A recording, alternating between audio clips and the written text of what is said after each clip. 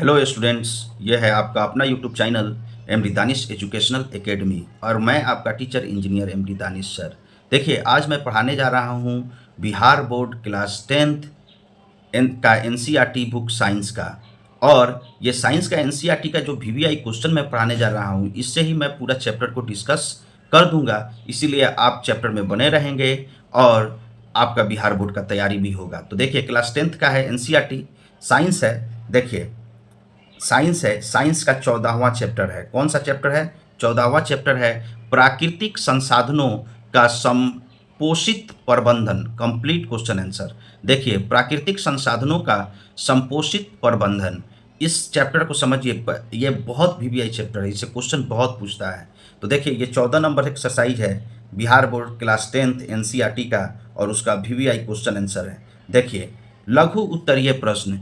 प्राकृतिक संसाधन natural resources, प्राकृतिक संसाधन नेचुरल रिसोर्सेस किसे कहते हैं? इसके मुख्य प्रकारों का उदाहरण सहित लिखिए। देखिए, प्राकृतिक संसाधन किसे कहते हैं, इसके मुख्य प्रकारों को उदाहरण सहित लिखिए। वे संसाधन, उत्तर समझिएगा, वे संसाधन जो हमें प्राकृतिक से प्राप्त होते हैं और जिनका उपयोग हम अपनी आवश्यकताओं को पूरा करने के लिए करते हैं, प्राकृतिक संसाधन कहलाते हैं। इन्हें मुख्यतः दो भागों में बांटा गया है। देखिए, वे संसाधन जो हमें प्राकृतिक से प्राप्त होते हैं और जिनका उपयोग हम अपनी आवश्यकताओं को पूरा करने के लिए करते हैं, प्राकृतिक संसाधन कहलाते हैं। इन्हें मुख्यतः दो भागों में बांटा गया है, समाप्य और अनवीनीकरण। देखिए, नवीनीकरणीय और अनवीनीकरणीय, समाप्य या अनवीकरणीय। देखिए, समाप्य या अनवीकरणीय संसाधन, देखिए, जो सीमित मात्रा में है और एक बार समाप्त होने पर दोबारा नहीं बनाए जा सकते, जैसे कोयला, पेट्रोलियम, ये हमारा समाप्य है, अनवीनीकरणीय संसाधन है। ये हमारा अनवीनीकरणीय संसाधन है, जो एक बार समाप्त हो जाएगा तो फिर दोबारा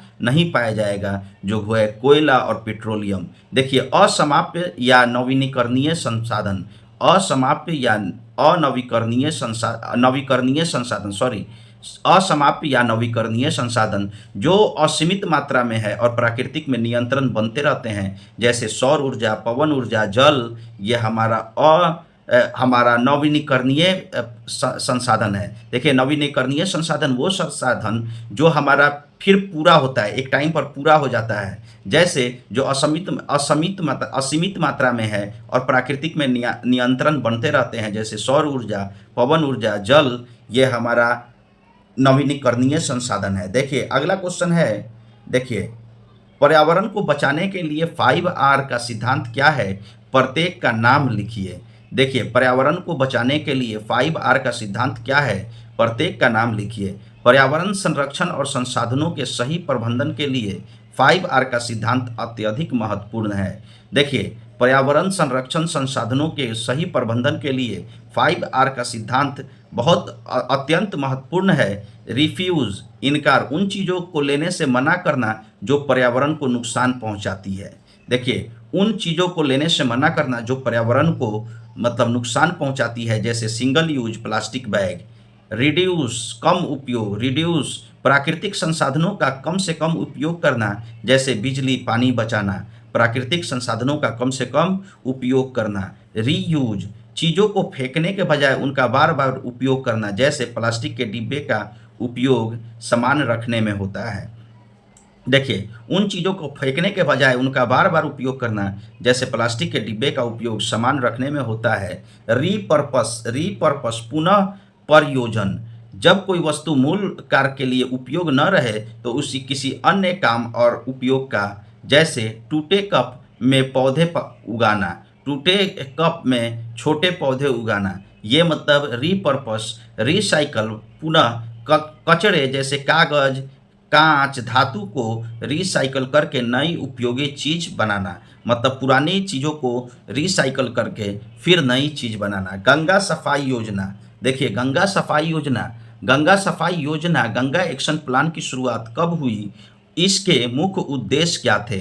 देखिए, गंगा नदी में प्रदूषण के बढ़ते स्तर को कम करने और जल की गुणवत्ता सुधारने के लिए वर्ष 1985 में इस बहु करोड़ी योजना की शुरुआत की गई थी। इसके मुख्य उद्देश्य नदी में सीवेज और औद्योगिक कचरे को सीधे गिरने से रोकना तथा जल में कोलीफॉर्म बैक्टीरिया की संख्या को नियंत्रित करना। देखिए, इस गंगा सफाई योजना में क्या हुआ था कि गंगा नदी में प्रदूषण के बढ़ते स्तर को कम करने और जल की गुणवत्ता सुधारने के लिए 1985 में इस बहुकरोड़ी योजना की शुरुआत की गई थी। इसका मुख्य उद्देश्य नदी की स्वेज और औद्योगिक कचरे को सीधे गिरने से रोकना तथा जल में कॉलीफॉर्म बैक्टीरिया की संख्या नियंत्रित करना। देखिए, चौथा जीवाश्म ईंधन। जीवाश्म ईंधन क्या है? फोसिल्स फ्यूल्स के तहत दहन से पर्यावरण को क्या नुकसान होता है? देखिए,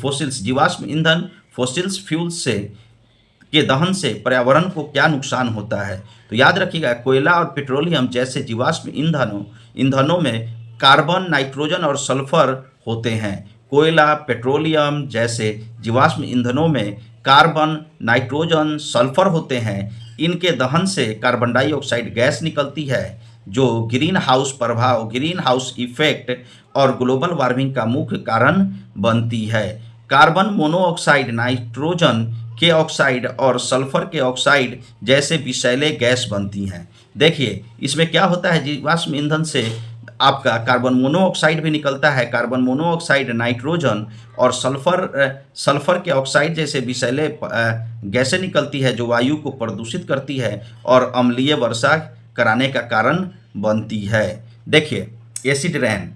उसके बाद महत्वपूर्ण आंदोलन एवं दीर्घ उत्तरीय प्रश्न।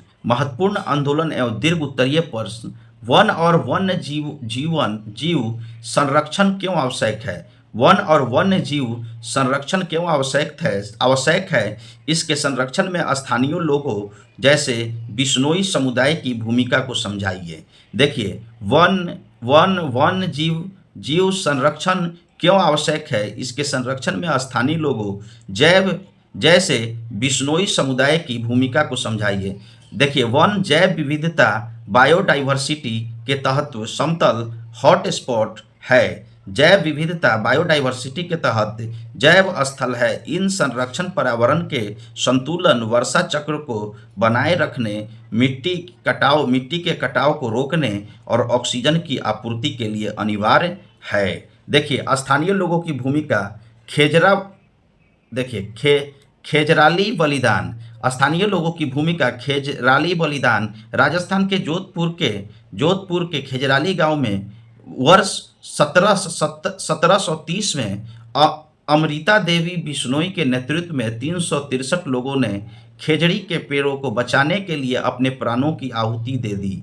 देखिए, राजस्थान के जोधपुर के खेजराली गांव में वर्ष 1730 में अमृता देवी बिश्नोई के नेतृत्व में 363 लोगों ने खेजड़ी के पेड़ों को बचाने के लिए अपने प्राणों की आहुति दे दी। भारत सरकार ने उनकी स्मृति में वन जीव संरक्षण के लिए अमृता देवी बिश्नोई राष्ट्रीय पुरस्कार की स्थापना की है, जो पर्यावरण के प्रति स्थानीय लोगों को जुड़ाव को दर्शाता है।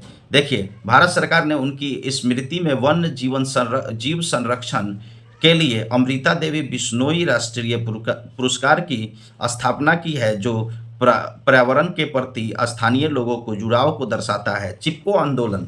देखिए, चिपको आंदोलन क्या हुआ था? चिपको आंदोलन मूवमेंट क्या है? इसके मुख्य कारण और परिणामों पर प्रकाश डालिए। यह आंदोलन 1970 के दशक के शुरुआत में गढ़वाल के रेनी नामक गांव में स्थानीय महिलाओं द्वारा ठेकेदारों से पेड़ों को बचाने के लिए शुरू किया गया। यह आंदोलन 1970 के दशक में शुरुआती में गढ़वाल के रेनी नामक गांव में स्थानीय महिलाओं द्वारा ठेकेदारों से पौधों को बचाने के लिए शुरू किया गया। मुख्य कारण, जब ठेकेदार के आदमी कुल्हाड़ी लेकर व्यापारिक उद्देश्य के लिए पेड़ों को काटने आए तो गांव की महिलाएं पेड़ों से चिपक गई और उन्हें काटने से रोक दिया। यह आंदोलन बहुत तेजी से पूरे देश में फैल गई। परिणाम, इसके व्यापक और शांति विरोध के कारण सरकार को वनों की व्यावसायिक कटाई पर रोक लगानी पड़ी। देखिए परिणाम क्या हुआ, इसके परिणाम व्यापक और शांतिपूर्ण विरोध के कारण सरकार को वनों की व्यावसायिक कटाई पर रोक लगानी पड़ी और वनों के प्रबंधन में स्थानीय लोगों की भागीदारी के महत्व को कानूनी रूप से स्वीकार करना पड़ा। देखिए आगे है क्वेश्चन, आगे क्वेश्चन है जल संग्रह।